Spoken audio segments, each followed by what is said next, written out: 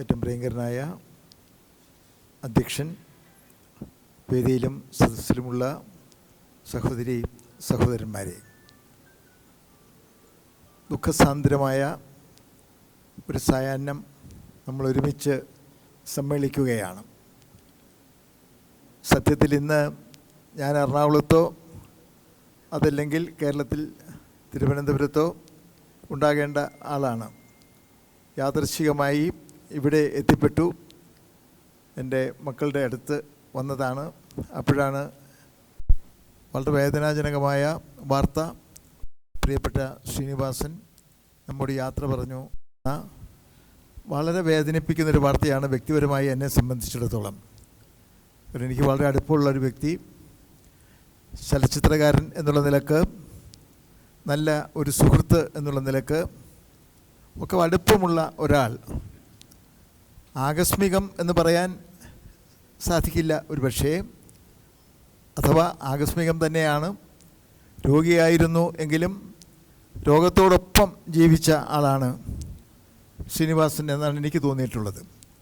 2023 2 വർഷം മുമ്പ് film critics അസോസിയേഷൻ്റെ പുരസ്കാര സമർപ്പണം എറണാകുളത്ത് നടത്തുമ്പോൾ ചലച്ചിത്ര രത്ന ബഹുമതി ശ്രീനിവാസനെ സമ്മാനിക്കാൻ ഞങ്ങൾ തീരുമാനിക്കുകയുണ്ടായി.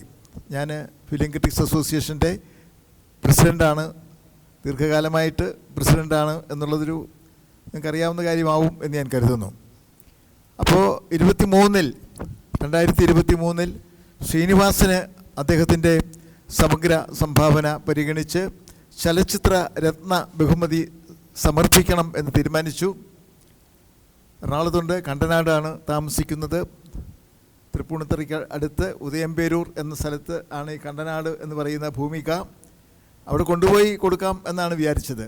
കാരണം അവാർഡ് ദാനം എറണാകുളത്ത് വെച്ച് നടത്തുകയാണ്. അപ്പോൾ ഇത് നേരെ അദ്ദേഹത്തിനെ വീട്ടിൽ കൊണ്ടുപോയി കൊടുക്കാം. കാരണം വന്നെത്താൻ പറ്റും എന്നുള്ളൊരു വിചാരം ഉണ്ടായിരുന്നില്ല. കാരണം നടക്കുന്ന രീതിയും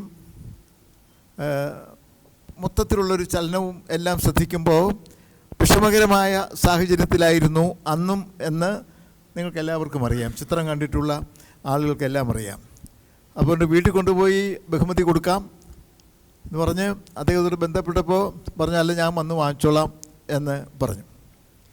കൊച്ചിയിലെ ഈ സമ്മേളന വേദിയിൽ എത്താം എന്ന് പറഞ്ഞു. അദ്ദേഹവും ഭാര്യയും ഒത്ത് വളരെ നേരത്തെ തന്നെ വന്ന് ഈ പരിപാടിക്ക് സംബന്ധിക്കുന്നതിന് സന്നദ്ധനായി എന്നുള്ളത് ഞാൻ ഓർക്കുകയാണ്. വന്ന് ഇരുന്ന് ദീർഘനേരം എന്നോട് സംസാരിച്ചു എന്നുള്ളത് മാത്രമല്ല, അസോസിയേഷൻ്റെ ഭാരവാഹികളോടും അവിടെ വന്നെത്തിയ സഹൃദയ സുഹൃത്തുക്കളോടുമൊക്കെ അദ്ദേഹം സംസാരിക്കുന്നതിന് പ്രയാസമുണ്ട് എങ്കിലും സമയം കണ്ടെത്തി എന്നുള്ള ജീവിതത്തിൻ്റെ ആ ഒരു ലാളിത്യ ഭംഗി എനിക്ക് അന്ന് കൂടുതൽ അനുഭവപ്പെട്ടു എന്നുള്ളത് ഈ അവസരത്തിൽ ഞാൻ ഓർക്കുകയാണ്. അപ്പം അത് കഴിഞ്ഞ് പിന്നെ അതുപോലെ തന്നെ ജീവിതം തുടരുന്നു എന്നാണ് മനസ്സിലാക്കിയത്. പക്ഷേ പെട്ടെന്ന് നമുക്കറിയാം, ഇന്നലെ രാവിലെ ഹോസ്പിറ്റലിലേക്ക് പോകുന്ന ഘട്ടത്തിൽ യാദൃശ്ചികമായി അല്ലെങ്കിൽ പെട്ടെന്ന് ഉണ്ടായ അസുഖത്തിൻ്റെ ഒരു മൂർധന്യത്തിൽ എത്തി അദ്ദേഹം ബോധശൂന്യനായി വീണു, മരണമടഞ്ഞു എന്നുള്ളത് ഒരു വലിയൊരു ഞെട്ടൽ എന്ന് പറയുന്നതിനേക്കാൾ അപ്പുറത്തേക്ക് വലിയൊരു ദുഃഖം നമുക്ക് സമ്മാനിച്ചുകൊണ്ടാണ് പ്രിയപ്പെട്ട ശ്രീനിവാസൻ നമ്മോട് വിട പറയുന്നത് എന്നാണ് എനിക്ക് തോന്നുന്നത്. എന്തുകൊണ്ടാണ് ശ്രീനിവാസൻ്റെ വിയോഗം ഇന്നിപ്പോൾ നമ്മുടെ മാധ്യമങ്ങളൊക്കെ ഇന്നലെ തൊട്ട്, രാത്രിയല്ല ഇന്നലെ നേരത്തെ തൊട്ട് തന്നെ ഞാൻ മാധ്യമങ്ങൾ ശ്രദ്ധിക്കുകയായിരുന്നു, വിഷ്വൽ മീഡിയ ശ്രദ്ധിക്കുകയായിരുന്നു. ഇന്നിപ്പോൾ പത്രം കാണാനും ഇടയായി. അത് സോഷ്യൽ മീഡിയയിലും പ്രിൻ്റ് മീഡിയയിലും എല്ലാം ഒരുപോലെ ആ ദുഃഖത്തിൻ്റെ കണ്ണീർ പുഴകൾ ഒഴുകുന്നത് നമുക്ക് കാണുവാൻ സാധിക്കുന്നുണ്ട് എന്നെനിക്ക് തോന്നുന്നു. എന്തുകൊണ്ടായി ഞാനത് ആലോചിക്കുകയായിരുന്നു. ശ്രീനിവാസനേക്കാൾ വലിയ നടന്മാർ നമുക്കുണ്ടായിട്ടില്ലേ? ഉണ്ട്. അല്ലെങ്കിൽ ഇപ്പോഴില്ലേ? ഉണ്ട്. സാമൂഹിക രംഗത്ത് വലിയ സംഭാവനകൾ അർപ്പിച്ച വ്യക്തിത്വങ്ങളില്ലേ? ഉണ്ട്, ഇപ്പോഴും ഉണ്ട്. ശ്രീനിവാസന് പക്ഷേ എനിക്ക് തോന്നുന്നത് കേരളം ഇങ്ങനെ കണ്ണീരൊഴുക്കിയ, ഹൃദയം നുറുങ്ങി കരഞ്ഞ സന്ദർഭങ്ങൾ എനിക്കധികം കാണാൻ കഴിഞ്ഞിട്ടില്ല.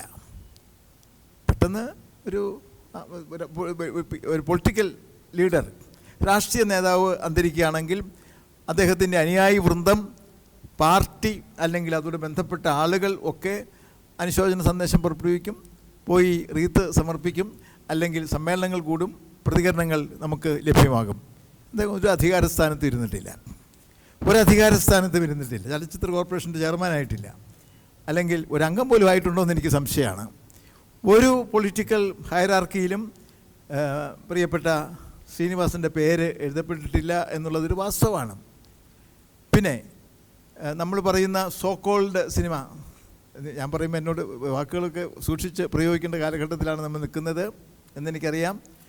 അല്ലെങ്കിൽ ഒരു സിനിമയുടെ ഏതെങ്കിലും ഒരു പ്രത്യേക മുഖഛായ അടയാളപ്പെടുത്തുന്ന മേൽവിലാസം സൃഷ്ടിക്കുന്ന തരത്തിലുള്ള ചിത്രങ്ങളില്ല.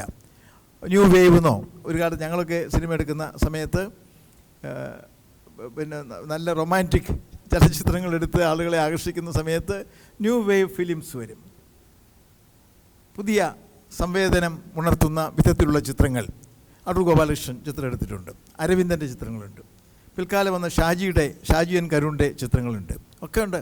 ഒട്ടേറെ പുതിയ പുതിയ സംവിധായകന്മാരുടെ ചിത്രങ്ങൾ വരുന്നുണ്ട്. സെൻസർ ബോർഡിൽ ദീർഘമായിട്ടിരിക്കാൻ ഇടവന്നിട്ടുള്ളത് കൊണ്ട് എനിക്ക് ഇതൊക്കെ കാണാനുള്ള ദുര്യോഗം ഉണ്ടായിട്ടുണ്ട് കുറേയൊക്കെ. അതും പറയണമല്ലോ. ഇപ്പോൾ മാത്രമല്ല, പണ്ടുകൊണ്ട്. ഇപ്പോൾ പിന്നെ ചലച്ചിത്രങ്ങൾ ഞാൻ പറയുന്നില്ല, അതൊരു വിവാദമാകും, അതിൻ്റെ ആ ഭാഗത്തേക്ക് പോകുന്നില്ല. അപ്പോൾ അങ്ങനെ ചിത്രങ്ങൾ ഉണ്ടാകുന്നുണ്ട്, പലതരത്തിൽ ശ്രദ്ധ നേടുന്ന വിധത്തിലുള്ള ചിത്രങ്ങൾ. അങ്ങനെയുള്ളൊരു വിവാദം ഉണ്ടാക്കിയോ ശ്രീനിവാസൻ? വിവാദങ്ങൾ സൃഷ്ടിച്ച് അതിൻ്റെ നായകനായി നിന്നുകൊണ്ട് മലയാള സിനിമയിൽ ഒരു മേൽവിലാസം ഉണ്ടാക്കിയോ ശ്രീനിവാസൻ? ഇല്ലെന്ന് എനിക്ക് തോന്നുന്നത്. 40 വർഷക്കാലത്തെ ചലച്ചിത്ര ജീവിതമുണ്ട് അദ്ദേഹത്തിന്. 40 വർഷം കൃത്യമായിട്ട് നമ്മൾ നോക്കുകയാണെങ്കിൽ 40 വർഷത്തോളം അദ്ദേഹം ചലച്ചിത്ര രംഗത്തുണ്ടായിരുന്നു. എത്തിയത്, ഞാൻ മനസ്സിലാക്കിയിട്ടുള്ളത്, മദ്രാസിൽ ചെന്നത് അഭിനയിക്കാനാണ്. അപ്പോൾ തനിക്ക് അഭിനയം വേണ്ട, തനിക്ക് നല്ലത് എഴുത്താണ്, പോയി തിരക്കഥ എഴുത് എന്ന് പറഞ്ഞ് അദ്ദേഹത്തെ ആ രംഗത്തേക്ക് വിട്ടു എന്നാണ് ആദ്യം ഞാൻ മനസ്സിലാക്കിയത്.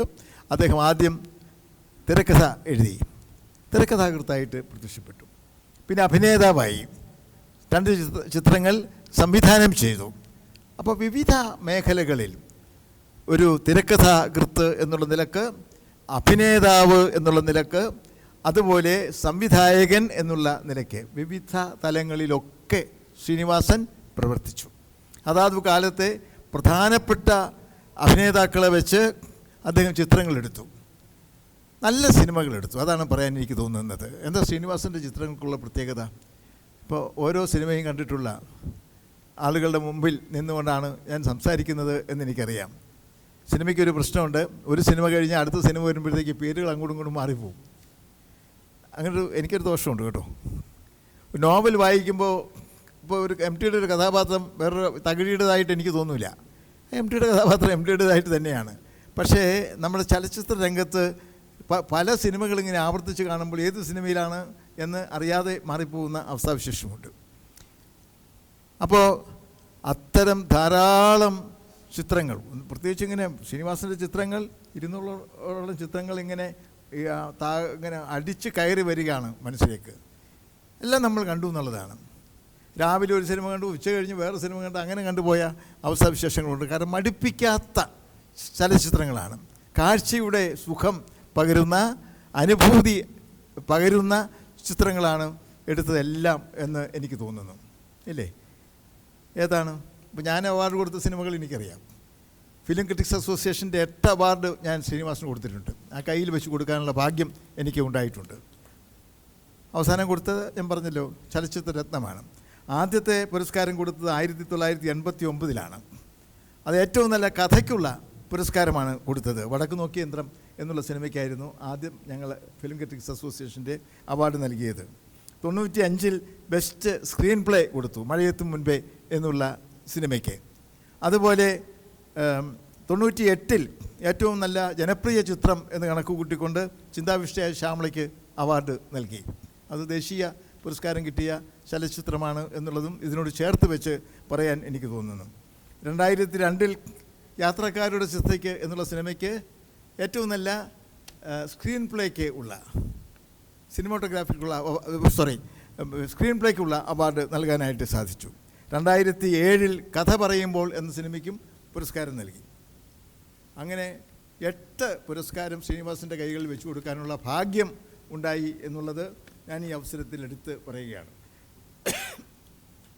225 സിനിമയാണ് ശ്രീനിവാസൻ്റെതായി പലതരത്തിൽ കഥ അല്ലെങ്കിൽ തിരക്കഥ അല്ലെങ്കിൽ സംവിധാനം ഈ നിലകളിലൊക്കെ മാറി മാറി നമുക്ക് ലഭിച്ചിട്ടുള്ളത് അത്രയും ചിത്രങ്ങളാണ്. നല്ലൊരു അല്ലേ, ഒരു ഫാന്റാസ്റ്റിക് നല്ലൊരു സംഖ്യയാണ് അത്. ഈ സംഖ്യയെക്കുറിച്ച് പറഞ്ഞ് ആനന്ദിക്കുകയല്ല ഞാൻ ചെയ്യുന്നത്, അത് പറയുന്നത് ശരിയുമല്ല എന്നെനിക്ക് തോന്നുന്നു. ഈ ചിത്രങ്ങളൊക്കെയും നമ്മുടെ ഹൃദയത്തിൽ പതിഞ്ഞ ചിത്രങ്ങളാണ്, നമ്മുടെ ആസ്വാദന ഭംഗി വളർത്തിയ ചിത്രങ്ങളാണ്.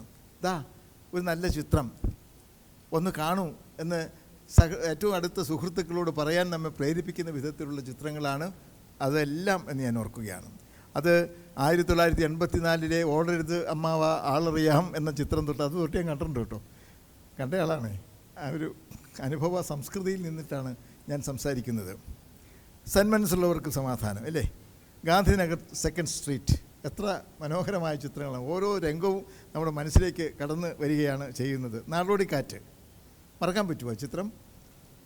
അങ്ങനെ പട്ടണപ്രവേശം പറയുമ്പോൾ ഓരോന്നും നിങ്ങളുടെ മനസ്സിലേക്ക് കയറി വരട്ടെ എന്ന് വിചാരിച്ചിട്ടാണ് ഞാൻ പറയുന്നത്. വരവേൽപ്പ്, തലയണ മന്ത്രം, ബ്യൂട്ടിഫുൾ അല്ലേ. അതുപോലെ സന്ദേശം എന്ന സിനിമ എടുത്തു പറയാതെ നിർവാഹമില്ലാത്ത മലയാള സിനിമയുടെ ഒരു നാഴികക്കല്ല് അല്ലെങ്കിൽ കാലത്തിരിവിനെ വഴിതെളിച്ച മനോഹരമായ ചിത്രമല്ലേ സന്ദേശം എന്ന് പറയാം. മഴയത്ത് മുൻപേ അഴകിയ രാവണൻ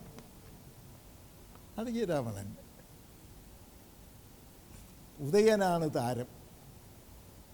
നമുക്കത് സങ്കല്പിക്കാൻ കഴിയാത്ത വിധത്തിലുള്ള മനോഹരമായ ഒരു ചിത്രമാണ് അത്. കഥ പറയുമ്പോൾ ബാർബറാം ബാലനെ അല്ലേ ഓർത്തോർത്ത് ചിരിക്കാനും അല്ലെങ്കിൽ പിന്നീട് ചിന്തിക്കാനും വകതരുന്ന ആ കഥ പറയുമ്പോൾ 2007 ഇറങ്ങിയ ചിത്രം. ഞാൻ പ്രകാശൻ എന്ന ചിത്രം, ഇതിൽ വടക്ക് നോക്കിയ യന്ത്രത്തിനും ചിന്താവിഷ്ടിയായ ശ്യാമള സീതയാ ആശാനെ എപ്പോഴും മനസ്സിൽ വരുന്നത്. ചിന്താവിഷ്ടിയായ ശ്യാമള എന്ന ചിത്രം അദ്ദേഹം ഡയറക്റ്റ് ചെയ്തു. അതിന് വലിയ ബഹുമതിയും അംഗീകാരവും കിട്ടി. അങ്ങനെ ഓരോ ചിത്രവും ഉറപ്പിച്ച് പറയുകയാണ്, ഒരു സന്ദേഹവും വേണ്ട, ഓരോ തരത്തിൽ നമ്മുടെ ഹൃദയത്തെ സ്പർശിക്കുന്ന, നമ്മുടെ ആസ്വാദനക്ഷമതയെ വളർത്തുന്ന വിധത്തിലുള്ള ചിത്രങ്ങളാണ് ശ്രീനിവാസൻ നമുക്ക് സംഭാവന ചെയ്തത്. അതുകൊണ്ട് നമുക്ക് പറയാം, അക്കാഫിൻ്റെ ആഭിമുഖ്യത്തിൽ എനിക്ക് തോന്നുന്നു ശ്രീനിവാസനെ അനുസ്മരിക്കുന്ന ആദ്യത്തെ സമ്മേളനം ഈ ഭൂമുഖത്ത് നടക്കുന്നത് ആദ്യം ഒരു പക്ഷേ ഇവിടെ ആകുമെന്ന് എനിക്കറിയില്ല. എറണാകുളത്ത് ഇന്നുണ്ടോ ഞാൻ വായിച്ചില്ല, ഞാൻ കേട്ടില്ലെങ്കും ഉണ്ടോ? നടന്നോ? അത് നടന്നു. അപ്പം പിന്നെ സംസ്കാരമൊക്കെ കഴിഞ്ഞിട്ട് യോഗം ചേർന്ന് പിരിയുന്ന അവസ്ഥാവിശേഷം ഉണ്ടായി. എങ്കിലും നമ്മുടെ ഗൾഫ് നാട്ടിൽ എനിക്കുള്ള ഏറ്റവും വലിയ അഭിമാനം എന്ന് പറയുന്നത്, നിങ്ങൾക്കറിയാം എത്രയോ വർഷമായിട്ട് ഇവിടെ നടക്കുന്ന എല്ലാ കലാപ്രവർത്തനങ്ങളിലും പങ്കെടുക്കുന്ന ഒരാളാണ്. അക്കാഫിൻ്റെ വേദിയിൽ തന്നെ പലതരത്തിലും ഞാൻ ബന്ധപ്പെട്ടിട്ടുണ്ട്. നിങ്ങൾ തന്നെ പലരും എൻ്റെ വീട്ടിൽ വന്ന് എന്നെ ഒരു പരിപാടിക്ക് ക്ഷണിച്ചതും ഞാൻ ഓർക്കുന്നു. അന്ന് പങ്കെടുക്കാൻ സാധിച്ചില്ല എന്നുള്ള തെറ്റിന് പരിഹാരം ആയിട്ട് ഇപ്പോൾ ഇത് സമർപ്പിക്കുക കൂടി ചെയ്യുകയാണ്. തെറ്റല്ല എൻ്റെ ഭാഗത്ത്, എനിക്ക് സാധിച്ചില്ല എന്നുള്ള ആ ഒരു സന്ദർഭത്തിൻ്റെ കാര്യം ഓർമ്മിച്ചുകൊണ്ട് ഞാനിവിടെ ഇത് മോഹൻ ശ്രീധരൻ എന്നെ ക്ഷണിച്ചപ്പോൾ വലിയൊരു സന്തോഷത്തോടും അഭിമാനത്തോടും കൂടി ഞാൻ ഓടി വരികയാണ് ഞാൻ ചെയ്തത്. കാരണം ഒരു അക്കാഫിൻ്റെ വേദി, UAE ഒരു സാംസ്കാരിക സമ്മേളനം, മറ്റൊന്ന് ഇത് ഇവിടെ ഈ പ്രാദേശിക ഭൂമികയിൽ ആദ്യമായി നമ്മുടെ പ്രിയപ്പെട്ട ചലച്ചിത്ര താരം, സംവിധായകൻ, ചലച്ചിത്രകാരൻ എന്ന് പറഞ്ഞാൽ മതി എന്നെനിക്ക് തോന്നുന്നു, എല്ലാം അതിനകത്ത് അടങ്ങും എന്നാണ് എൻ്റെ വിശ്വാസം. പ്രിയപ്പെട്ട ശ്രീനിയെ ഓർക്കുന്ന, ശ്രീനിവാസൻ ഒന്നും നാവ് അധികം പറഞ്ഞിട്ടില്ല എന്നുള്ളത് കൊണ്ട് പ്രിയപ്പെട്ട ശ്രീനിയെ നമ്മൾ ഓർമ്മിക്കുന്ന ഒരു സന്ദർഭം ഇവിടെ UAE ഒരുങ്ങി വന്നു എന്നുള്ളത് ഒരു എന്താ പറയുക, ഒരു അഭിമാനം എന്ന് പറയട്ടെ. ഒരിക്കലും നമുക്ക് ആർക്കും സന്തോഷമില്ല, കാരണം നമ്മളത് ആഗ്രഹിച്ചതല്ല. ഇങ്ങനെയൊരു സമ്മേളനത്തിൽ അനുസ്മരണ പ്രഭാഷണം നടത്തണമെന്ന് എൻ്റെ ജീവിതത്തിൽ ഞാൻ ചിന്തിച്ചിട്ടില്ല. കാരണം എത്രയോ വർഷം ഇനിയും നമുക്ക് ബാക്കിയുണ്ട് എന്നുള്ള ഒരു തോന്നലിലാണ് ശ്രീനിയെക്കുറിച്ച് ആലോചിക്കുമ്പോഴൊക്കെ മനസ്സ് ആ വഴിക്കാണ് ചിന്തിച്ചിരുന്നത്, ആ വഴിക്കാണ് ചരിച്ചിരുന്നത് എന്ന് പറയാൻ എനിക്ക് തോന്നുകയാണ് ചെയ്യുന്നത്. അതുകൊണ്ട് ഒരു വലിയ നഷ്ടം, ഒരു സ്നേഹത്തിൻ്റെ നഷ്ടം, ഒരു വലിയ സൗഹൃദത്തിൻ്റെ ഒരു എന്താ പറയുക, അത് നഷ്ടപ്പെട്ടു പോയി എന്നുള്ള ദുഃഖകരമായ ദുരവസ്ഥ നമുക്ക് സംഭവിച്ചിരിക്കുന്ന ഒരവസ്ഥയിലാണ് നമ്മളിപ്പോൾ ഈ സായാഹ്നത്തിൽ ഒത്തുചേരുന്നത്. പലപ്പോഴും ഞാൻ പറയും, ഈ ശുഭസായാഹ്നത്തിൽ നമുക്ക് ഒത്തുചേരാൻ കഴിഞ്ഞെന്നൊക്കെ പറയാറുണ്ട് പല മീറ്റിങ്ങുകൾ ചെല്ലുമ്പോൾ. ഇതൊരു ശുഭസായാഹ്നമല്ല, അത്യന്തം ദുഃഖകരമായ ഒരു സായാഹ്നം ഇങ്ങനെ സംഭവിച്ചു. ഇവിടെ സമാനഹൃദയരായ ആളുകൾ, നമ്മുടെ എല്ലാ മനസ്സ് ഒരുപോലെ വിങ്ങുന്നുണ്ട് എന്നുള്ളത് യാതൊരു സംശയമില്ലാത്ത കാര്യമാണ്. ശ്രീനിയെ ആരാധിക്കുന്ന, സ്നേഹിക്കുന്ന, സിനിമകളെ നമ്മുടെ നെഞ്ചോട് ചേർത്ത് പിടിക്കുന്ന ഈ സഹൃദയ കൂട്ടായ്മ അക്കാഫ് ഇങ്ങനെ ഒരുമിച്ച് ചേർന്ന് നമ്മുടെ ഈ പ്രിയപ്പെട്ട കലാകാരൻ്റെ സ്മരണയ്ക്ക് മുന്നിൽ ആദരാഞ്ജലി അർപ്പിക്കുന്നതിന് സന്ദർഭമൊരുക്കി എന്നുള്ളതിൽ നിങ്ങളോട് ഒപ്പം ഞാനും ചേരുന്നു, എൻ്റെ മനസ്സും ചേർത്ത് വെക്കുന്നു. നമുക്കെല്ലാവർക്കും ആ മഹാനായ കലാകാരന് ആദരാഞ്ജലി അർപ്പിക്കാം. നന്ദി, നമസ്കാരം.